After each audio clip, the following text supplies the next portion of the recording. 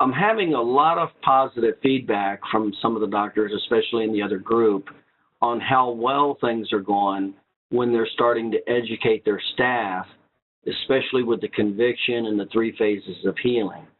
Now, has that been y'all's experience? Are you finding that your staff members are much more focused and on board with what's going on? Okay. And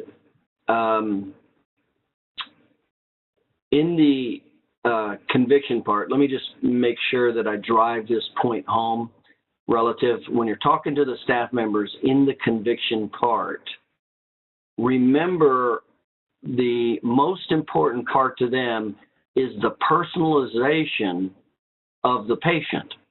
So it's not that the test was positive or negative or restricted or the x-rays. In other words, all the clinical stuff that you pay attention to, that's not what's meaningful to a staff member. What you need to make sure you not only cover that clinical material, but you need to make sure you translate that into the personal component of that human being's life. That's what your staff members can relate to.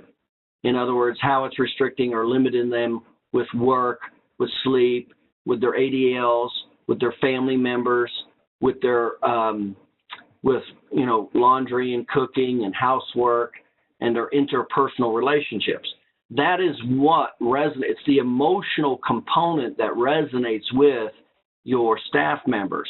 So make sure when you're going through the conviction part that you particularly pay attention to those that drive those home. Okay? Any comments on anybody? Is anybody having any issues or problems or questions about the conviction part of the staff? That seems to be going well. Now, also remember, it needs to be reinforced.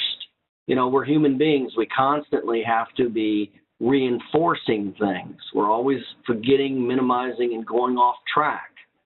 So to some degree, and then this is where you have to kind of just be paying attention to your staff members with feedback, with what they're saying, their verbal and nonverbal clues, how well they're on board and understanding you and seeing you and all those things. So that's from the conviction standpoint. So from the conviction standpoint, make sure you're just translating that into the human component.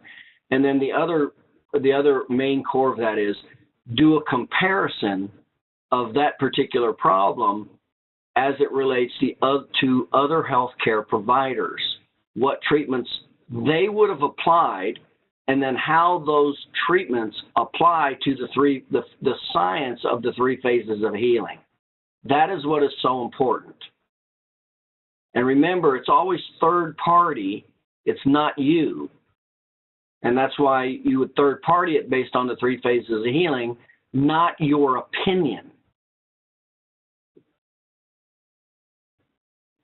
So relate that your particular patient, whoever you're reviewing with your staff members, relate that to the